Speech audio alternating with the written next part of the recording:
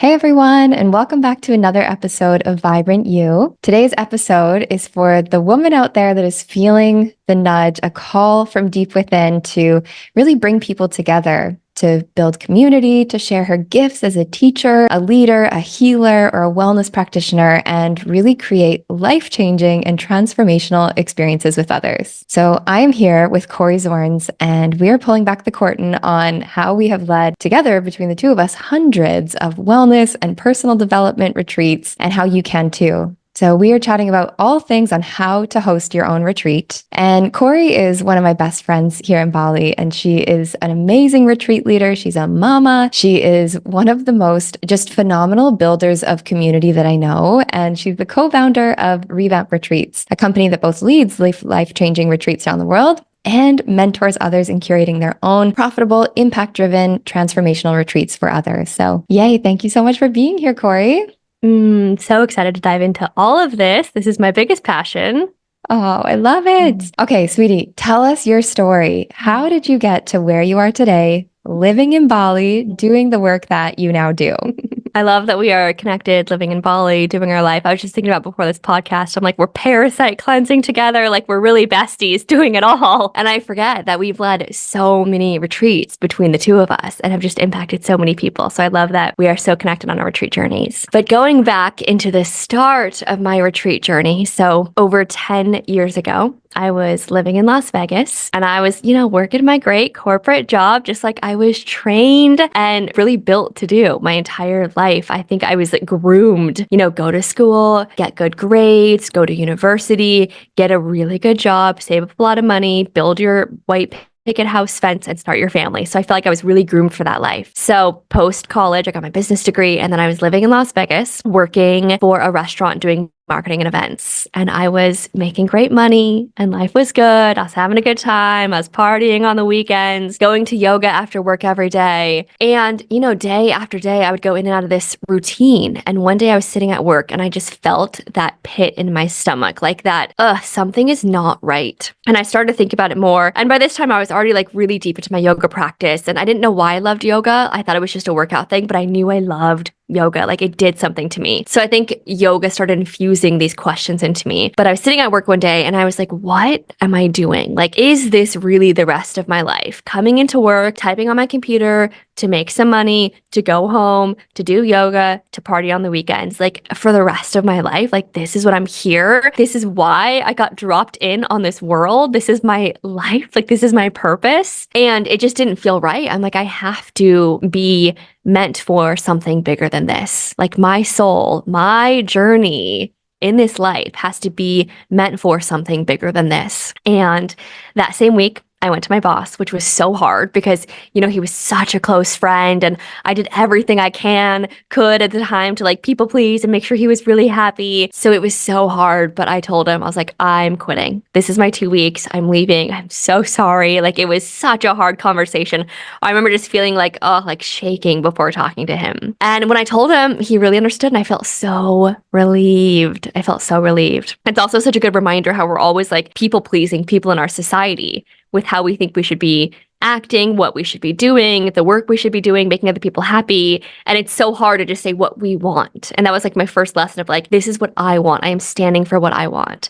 So I quit that job. I bought a one-way ticket to Europe. I went to Spain first and I did a 200-hour yoga teacher training, which I loved. It was super impactful. But from there, traveled the world some more and ended up in Costa Rica at this self-sustaining community called Pachamama with this man named David Wolf. And it was a 10-day detox cleanse retreat. And it was the first retreat that I attended of my own. And, during this retreat, funny, we're on our parasite cleanse right now, but during this retreat, we were cleansing and juicing and fasting and doing enemas and like all that was great. But what was really impactful were the conversations that we were happening on this retreat. And we started talking about the universe and aliens and society and the government and healing ourselves naturally and just everything. And my mind was blown. And I was like, oh my God, these are my people. This is what I'm meant for. Like anything is possible. And so one night in the jungles, I remember calling my best friend. I remember there was like monkeys in the trees and the stars were out in the sky. And I called my best friend and I was like, my entire life's been a lie. Everything I was told to do, everything I thought I should be Like none of it was for me. The media, the conditioning, school, like none of it was real for me. And so that was the moment where my life radically changed. And I knew I wanted to give other people this same experience. I wanted to bring people on retreats that would open them up to something bigger, that would give them freedom, that would give them purpose and passion and the spaciousness to see like what is mine and what is everyone else's. So after that, packed up my stuff, moved to LA, and I was a cocktail server, which was a shock to my family and to my friends because at this time my friends were, at this point post university, my friends were doctors and lawyers, and I'm cocktail serving to pay my bills while studying everything I could about retreats, about meditation, about psychic work, about astrology, about just everything in this world. And I knew my passion was to bring people together, to bring community together, and to lead my own retreats. So soon after that, maybe 2 years later, I came on my first trip to Bali, actually. And after that trip to Bali, I was like, this is it. I need to start the retreat company. I need to bring people around the world. I need to lead my own retreats and just go for it. So I launched Revamp Retreats. It's been 7 years now of running retreats all around the world and everywhere from Bali, Europe, Costa Rica, Mexico. And yeah, we've built a community of thousands of people. I remember the very first retreat we led, 4 people quit their corporate jobs and are now, doing things that they love. One person from that first retreat still lives here in Bali. One person lives in Australia. I just chatted with her the other day. And so that's been my path, just, giving people what I received and creating these retreats all around the world with different teachers and different leaders and seeing people's lives radically changed. And that also led me to creating the Retreat Leaders Academy with my partner, Christian, who is my business partner. We created this academy to also teach people how to lead their own retreats because I'm like, we can only lead so many. Like our plates are full. We now have a 2-year-old. We have a lot going on, but I want more people to have this information because this information gave me freedom and purpose and money and opportunity. So that is what we do now. I ended up in Bali because pre-COVID, I had arrived to Bali to lead a retreat. COVID happened. I was like, okay, the world's closed. I'm just going to stay here. So I stayed in Bali, met my partner, had a baby. And so now Bali's home and I love it. And we are grounded here while we lead retreats around the world and run our course. And I'm so grateful. I look back at my life and how much I have in my partnership with my family, with my freedom. And I'm like, wow, so much of this ties back to retreats. And if it wasn't for the retreats I attended and the retreats that I led, I wouldn't have this life that I have now. So that is the gist of it. Oh my God, so inspiring. I had goosebumps 3 times when you were sharing all that, just because it's so relatable and so real. So there's so many women out there that I know have this like seed of a retreat planted inside of them, whether they've been on retreat before or they're, following people on Instagram that live in Bali and Costa Rica and wondering how these people live these lives. So can we talk a little bit about that nudge that you spoke about, that pit in your stomach when you were in corporate back in America? You had this soul ache for something more. Tell us more about that. And how does a woman know if she is at the precipice of a big life change where she may, start to lead retreats? What's happening in that moment? I love that question. I think the first feeling is like the stuckness that something in life isn't right. The way that you are making money, where you live, the people that you're surrounded by, feeling alone because you don't have community. That first feeling is like, oh, something isn't right here. It's the stuckness. And then I would say after that, like you have to dig into it. You have to dig into that stuckness and really dream. I lead people through this meditation, and it's a 5-year meditation. And if you closed your eyes and really walked 5 years down the road and then just walked through a day in your life 5 years in the future, what would that day look like? And for me, that day was, waking up in nature with my partner by my side and then having lunch with community and friends. And when I pictured that day, I was like, what do I need to build now to get there? And that is where retreats came in it for me because I love being in community. I love being surrounded by other people. I love people who want to transform and grow and change. So the first is the stuckness and something's not right. The second is like digging into it and seeing like, what do you want your life to look like in the future? Do you want to travel the world? How do you want to make money? How do you want to impact people? What is your soul's purpose? And you just start digging. And from there, I feel like you find your why for doing what you want to do. And that why then becomes your anchor for your next steps, for leading retreats, for taking the leap, for going all in. Because if you don't have a strong why, you're not going to make it. You're not going to do it. You're going to quit and give up when it gets hard. It's the first thing I teach people in our course. You need a strong why to anchor back to when things get tough. And my why was, like a retreat impacted my life so deeply, and I need to give this to other people. And your why can't just be, I want to make some money. It can't just be like, oh, I want to travel to Bali. Like, you need your real why, your soul's why of why do I want to get people together? Why do I want to lead retreats? Why do I want to do this work? And that is the anchor for what you create next. And your why might continuously change, We talk about this all the time in our women's circles, and as a mother and as an entrepreneur, like my why is always changing and shifting, and that's beautiful. So my mission gets to shift and change with it. The retreats that we lead and how we lead them and why we lead them gets to shift and change with my why. So your why is not forever, but it's like find your deep why, let that be your anchor, and then see how your life shifts and grows from there.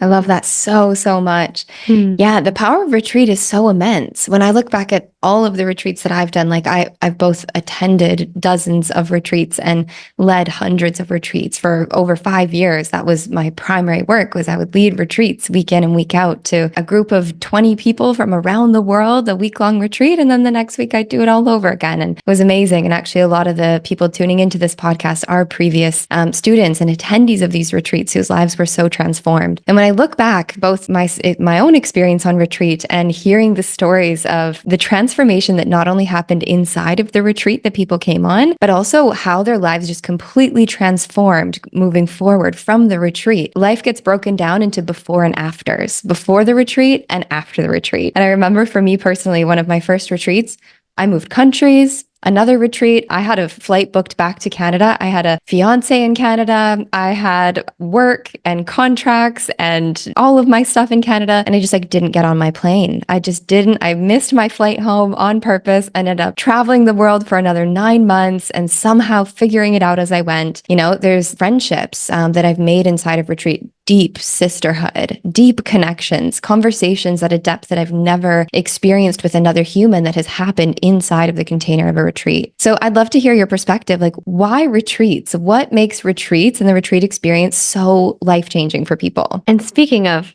all the retreats that we've been on and how we've been impacted, me and you have been on retreat together. And I look at our before and after. So me and you attended a couples retreat together here in Bali that our friend Megan led. And wow, look how much it impacted us and our partnerships. We were totally impacted.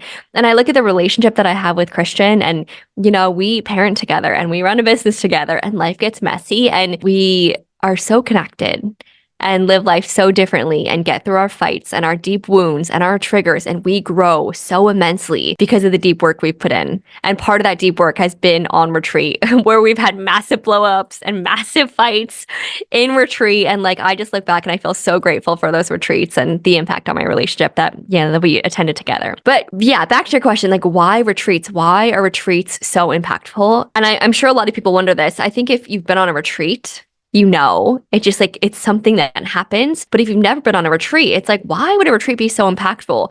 A lot of people think retreats are like a vacation where you book a plane ticket somewhere and, you get to Hawaii and you do some yoga classes and you have a Mai Tai on the beach and you make a friend and then you come home. And retreats, real retreats, are so different. It is this time and space to get outside of your routine, outside of your day-to-day, outside of your life, outside of the normalcy of everything that you're doing and how your brain is thinking and operating. And you almost come into this bubble, this energetic bubble of a retreat. And no matter what this retreat is, this could be a women's retreat, a couples retreat, a yoga retreat. But being in this retreat, being in this new space, in this container with this community of people who are all there for the same purpose, something happens. There's some magic in it. It's I almost can't even put a word on what it is because there's this magic that happens in well-ran retreats. This is well-ran retreats. And it's this mix of connection and community and conversations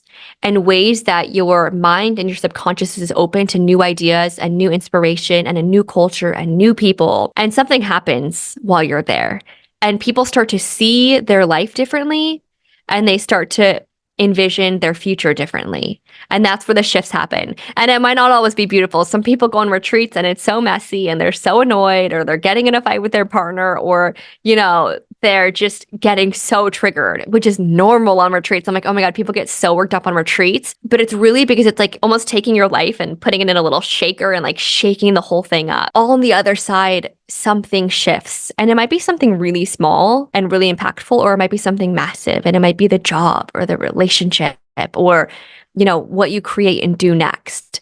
But something shifts for people after a retreat. And it's funny, like oftentimes when I'm working with people to put together retreats and they're coming up with their itinerary and the classes and the workshops, and I'm like, yes, we need to put a lot of detail into classes and the workshops and everything. But a lot of those life-changing moments can be an in-between moment when you're sitting at the dinner table, having a conversation with someone, and you hear something and something inside of you clicks. And it's like, oh my God, this is what I want to be doing. That's the thing I needed to hear. So retreats just create this new space for you, this new energetic field for you to see things differently, to do things differently, to be in a new routine, in a new place. And those spaces are where change and transformation can happen. And it's really hard to change and transform in our day-to-day lives because we're in the same thing. We're in the same routine and the same stuckness and the same conversations and the same mindset. So retreats are a way to shake it up. And I so recommend people to go on retreats. Like I attend retreats. I lead retreats all over the world and I still attend retreats, whether they're through revamp retreats or through other people's retreats. But every time I've attended a retreat, my life is shaken up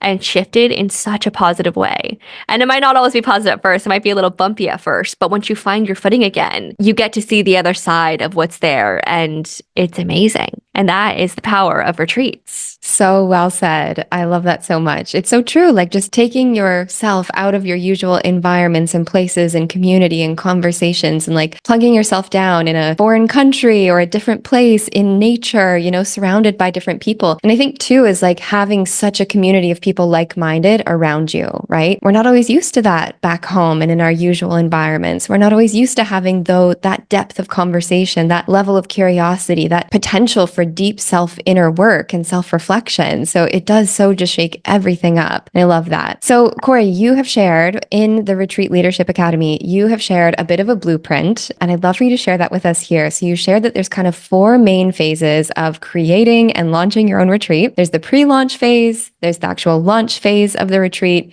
there's the actual retreat itself, and then post-retreat. So walk us through what happens in the pre-launch phase. How does someone decide what retreat to do? What happens in that initial phase? I have to go back to our last question one more time. I thought of someone, Alex, who's been on your podcast, who does, neuroscience and how our brain works and changes.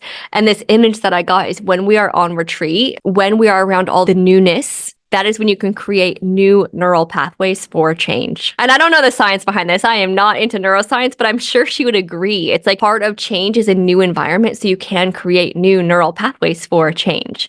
Anyways, that dropped in and I had to share it. Okay, let's go back to the phases of retreat. So I want to break this down into 4 simple phases. And in our academy, we go so much deeper. Like we've broken it down to 6 phases because there's so much more detail and in depth. Like I could just get into the nitty gritty with you, but I'm going to break it down into 4 easy phases. So the first stage would be the pre-launch stage. So this is, again, like one of the biggest things here is your why. But it's also just ideation and your vision. So it's like brain mapping. What do you see yourself doing? Almost like getting out a journal and just starting to like brain map and write down all of your ideas, all of your vision, and just start to see it all on paper. Because you might have like 10 different ideas and, you're just going to start to figure out like, who is this retreat for? Why am I doing this retreat? What do I want to create out of it? What do I want the end goal to be? So it's like the feminine, this like messy mapping of seeing all of it there and letting the idea settle.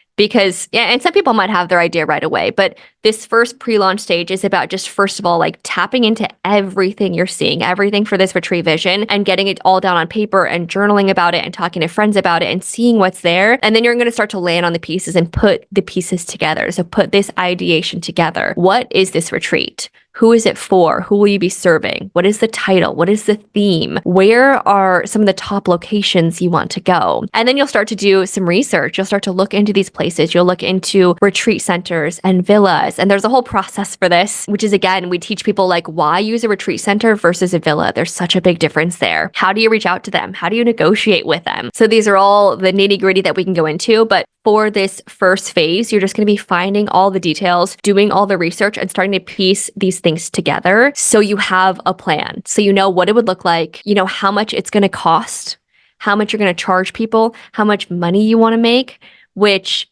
again, it's going to be going back to the drawing board and like tapping into your own desires of like, how much do you want to make on this retreat? Because retreats are a lot of time and energy and love and work, and you should so deeply be compensated for the energy that you put in. And there's a lot of money to be made in retreats. A lot of our students on their first retreats are making $5,000, $10,000, $15,000.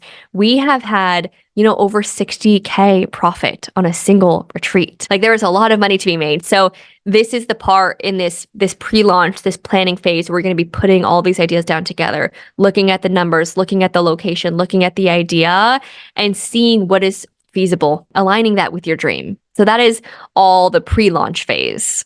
I love that so much. Before we get into the launch phase, because I think this is important, what is the biggest mistake that people make in this pre-launch phase, other than staying with it too long and staying in, you know, procrastination and like just keeping the idea in their head? What are the main mistakes or roadblocks that people face in this pre-launch phase? I think one of the biggest roadblocks is the finances. People feel really stuck with the finances of running a retreat. And again, this is a big part of our course, but I guide people how you don't have to invest a lot of money to lead your first retreat. There are opportunities and there are ways to have no deposit at all, to cut your deposits down, to wait until you're getting signups before you invest any money in anything you're doing. So that is someone's first, you know, hold up. They're like, I don't know how much it's going to take to invest. I don't know if I have the money. And they let that financial piece stop them, which, by the way, if that financial piece is stopping you at all, that's a bigger piece you have to look at, because if you are being stopped by the finances, you'll also be held up with receiving the money and making money, and, you know, just so that there's a whole financial piece to work through. So that's one thing we can just dive into, you know, on an entire episode, the financial piece. But I think that is one of the biggest roadblocks, the financials. And the second roadblock I would say that comes to my mind right now is just seeing what other people are doing and copying them and trying to like replicate someone else's idea or retreat, or trying to do it like someone else has and make it your own, instead of really coming back to your why and your vision and making it unique. Because everyone, every single one of you can lead a retreat. Every single one of you has a unique vision for your retreat, and that is what will make your retreat successful. And another roadblock right there is saying that is like, some people might think, I don't have the community, I don't have the teachings, I'm not the expert yet. Neither was I when I launched Revamp Retreats. My first year with Revamp, I led 15 retreats all around the world. I made 6 figures profit, which back then like blew my mind. And I wasn't the leader for the retreats. I found different teachers and leaders that I was so deeply inspired by. And I went up to them with confidence and I'm like, I'm going to run a retreat. I want you to work with me. I'm going to hold the back end. And I got them to say yes. So no matter where you're at in the wellness space, if you are the teacher, if you are the leader, great. You probably have something to share. If you're not the teacher or the leader, you still have that deep purpose and that deep passion, that deep why, and you collaborate with other people. So those are the blocks: the financial piece, the replicating other people instead of following your own unique design. And the third one is thinking that you can't run a retreat, and you can. It's just, who do you need to collaborate with? What information do you need to know? And then committing and being all in. I love that so much. So well said. Okay, tell us about the launch phase. What's happening when we figured out what retreat we want to run.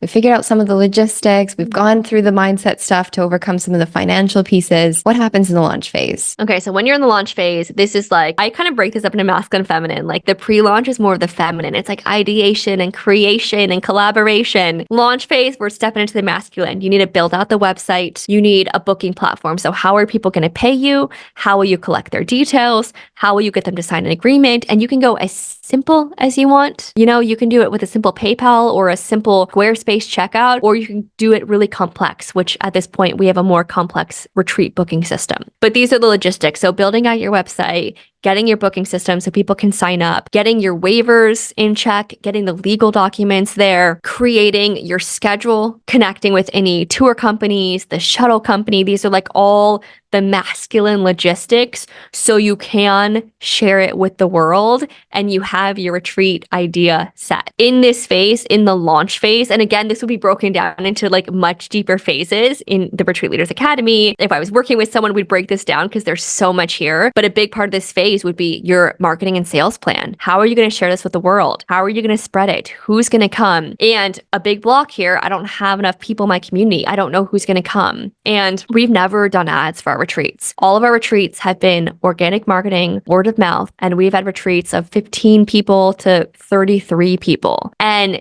so this marketing plan, this sales plan is going to be a big part of your launch phase and figuring out how you're going to do it. And yeah, tapping into that place. And there is energetics here, tapping into that place and that belief in what you're doing. So all of this is going to go into the launch phase. It's like getting the product out to the world, letting people sign up, making sure all the logistics are in place for your retreat, and then marketing and selling. And then you'll be in that phase for, anywhere from 3 months to 5 months of marketing and sharing and announcing it and having other people share it for you. So that launch phase is going to be a big chunk of your time. That's so huge. I love that you mentioned just the marketing and sales piece of it because it's such a huge piece of the puzzle. And I know for me, when I look back earlier on like my retreats, one of my biggest overwhelms, and I hear this from, previous retreat students that have come back and said like, hey, I want to lead a retreat. Where do I start? One of the kind of biggest obstacles is really the marketing and sales of like, I know that I'm really good at what I do. I know that I'm an amazing coach or healer or yoga teacher or whatever it is,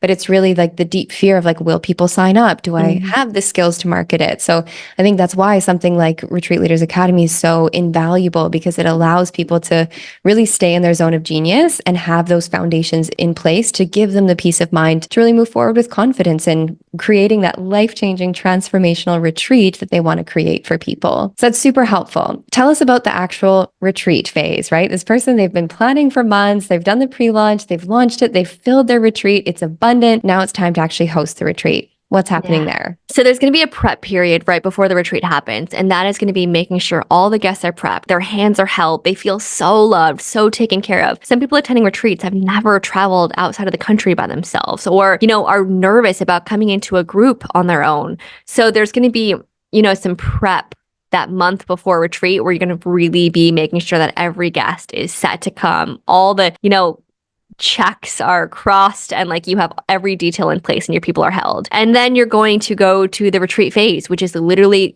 showing up, welcoming people and holding people through the retreat. And, again, there's just so much that goes in here. But in this phase, it's understanding the flow of a retreat, the arc of a retreat. And it's something that we teach how to lead a successful arc of a retreat. And, in the beginning of a retreat, you're going to want to connect people, open them up, get them vulnerable, have them feel safe. And then by the middle of the retreat, and this arc can happen on a 3-day retreat, on a 10-day retreat, on a 1-day retreat. By the middle of the retreat, you're going to be, sharing the depths of the teachings, the inspiration, the wisdom, and that also might be the shadow work, the hard stuff, like the going in there. So whatever that is, like that will be the peak of the retreat. And then you're going to come down the curve by the end of the retreat and you really want to close them up and leave them with inspiration and next steps and where to go next.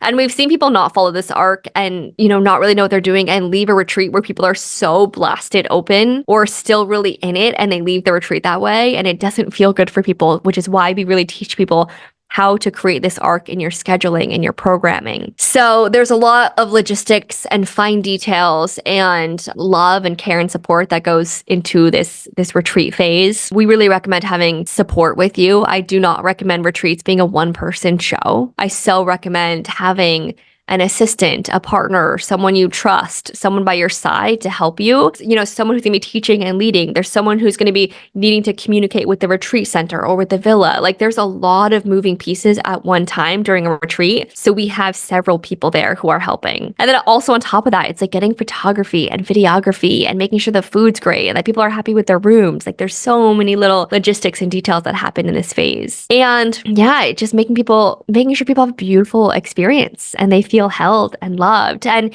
in the end, you are not in charge of their transformation, which is really easy to feel that responsibility. I remember the first retreat I ran, I was like, I need to change every person's life. And after that retreat, I was like so sick and so done for and so energetically zapped. So instead, it's creating this container where you're holding this container and this space, and people get to have their own experience, and you get to trust the experience that they will have, and you just get to hold them through their own experience. And it's a different way of holding people. So these are some of the little logistics and details that go into this retreat phase. So well said. I love that. So once they've done the retreat, this is an important piece is post-retreat. And this is one that for years, the initial years of leading retreats that I missed and was so invaluable once I figured it out. It was really allowing people to have an ongoing transformational experience, not just like this experience that they plateau, they peak, they go back to their home, to their families, to their usual lives, and then enter into a depression because they just feel like they've had this plateau peak experience and then this insane come down after. So the post-retreat experience is so important and one of the most overlooked spots when it comes to leading your first retreat. So what do we do in that post-retreat phase? Retreat come down is so real, and people don't really talk about this and don't share about this and don't prep people on retreat. But man, retreat come down is so real.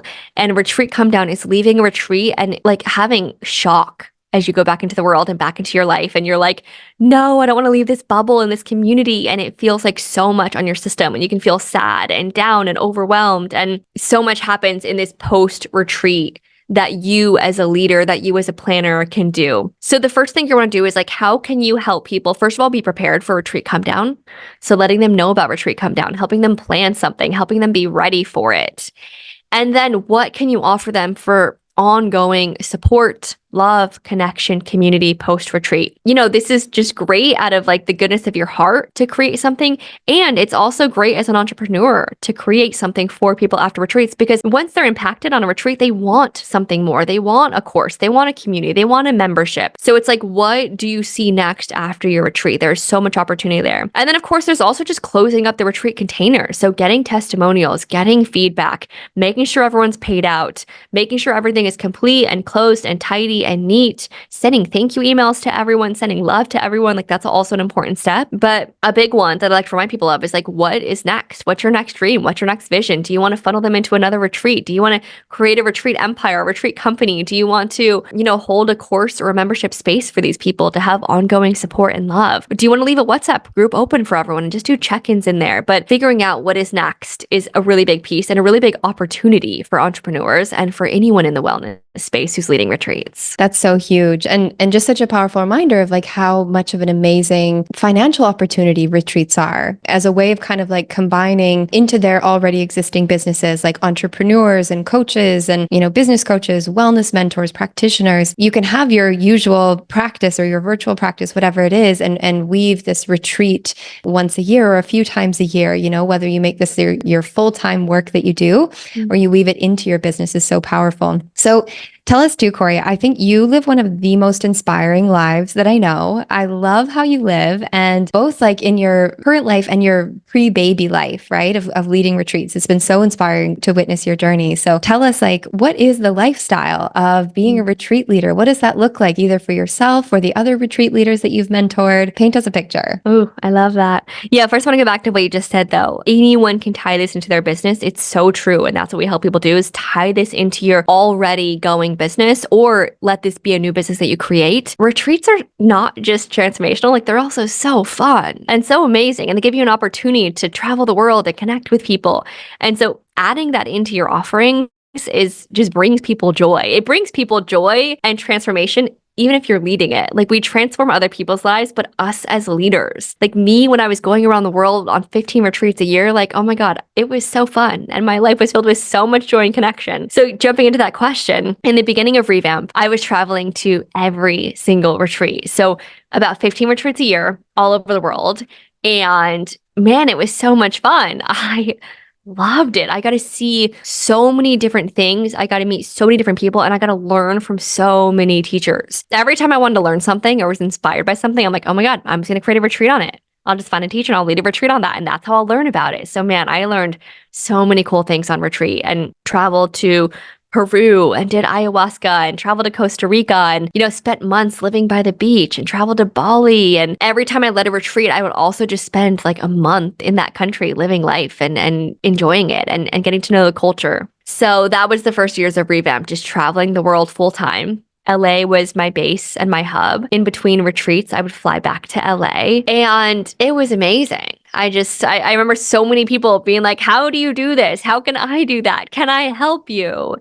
And it was a big part of my life and why I am the way I am today and who I am and, the freedom that I feel and the things that I learned. And, it just really built up me and my life and my confidence. And these days, life looks a lot different. These days, I am a mama of a 2-year-old, which I love. I live in Bali full time with my partner and I work a lot less. Now we have a team that leads the retreat side of our business, which is going super well. And my biggest focus is in the Retreat Leaders Academy because I don't have capacity for everything. Like there's so many things I took off my plate because I want time for myself. I want so much time to mother and to hang out with my friends. So RLA is the one focus. The Retreat Leaders Academy is the one focus with Revamp, but everything else pretty much is outsourced and handed off to our team, which is so like an amazing team. And these days, life is a mix of it all. I have like a very dynamic life. Like this morning, I woke up and went to a fitness class and then, spent my day momming and cooking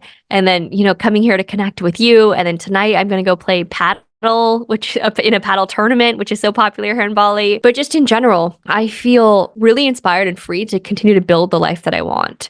So, Krish and I just got back from a 3-day vacation. That was so much fun. We just, took a drive an hour to one of the beach towns and stayed in a glamorous luxe hotel with a nice bed. And I just really want to enjoy life. I always want to continue to enjoy life. And I'm always checking back in with myself, just like I did 10 years ago. If there are times where I feel stuck, if there are times where I feel that feeling in my tummy, like something is not right, it's just an opportunity to change something. So I'm always still transforming and changing the way that I work, the way that I live, the way that I honor my self-care and my motherhood journey. But my biggest anchor with my why right now is one of them is freedom. I love feeling free. I'm going to continuously feel free. And there's a big misconception that like freedom, you can't commit, but like, no, there's so much freedom in commitment.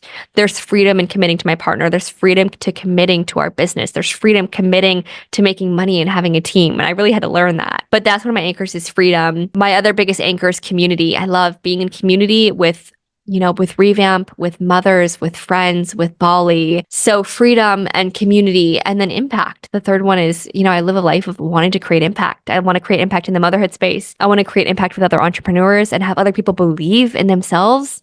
Because I remember those moments where I was like, what am I doing? How do I do this? Like tears running down my face. Like, how do I start my own company, make my own money and live for myself? And so I love supporting other people in having their own freedom and making their own money and creating their own impact in their own unique way. So that's what my life looks like now. And I just keep creating it day by day with how I want to live. And retreats, are a big part of that and have really shaped the beliefs that I have now and the ability for myself to do this. So inspiring.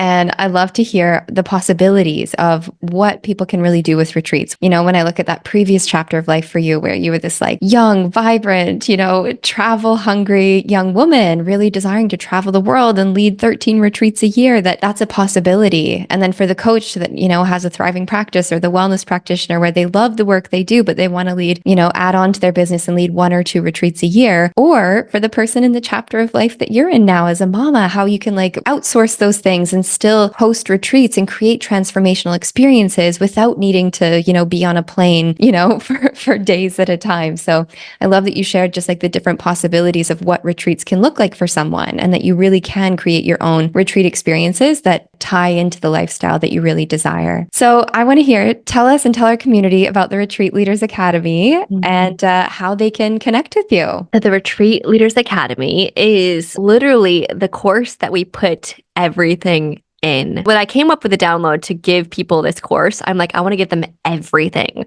So we literally took everything that we built over the past 7 years, like the best of the best, every template, every email, every contract, every finance sheet, like how to do it step by step.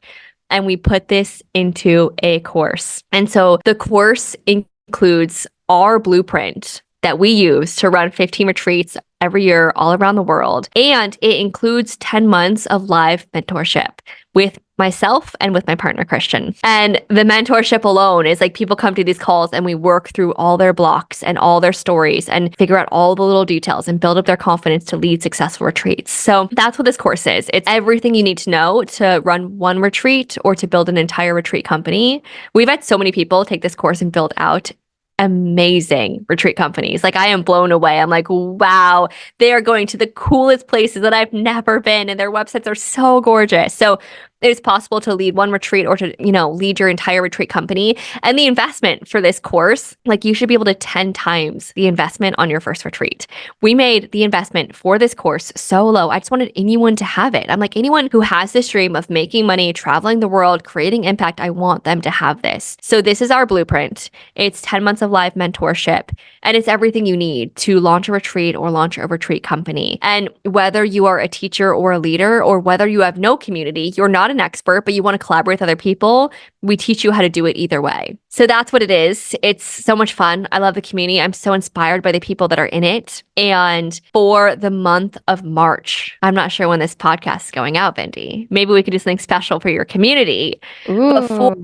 the month, I'd love to do something special for your community. Let's do that. For the month of March, it is discounted, $950. I don't know when your podcast is going out, but maybe we could do something special for everyone in your community. Let's do it. I have an idea. We'll do a discount. So we'll all create a discount for you. We'll let them stay on the March discount until the end of April, which is $950 off.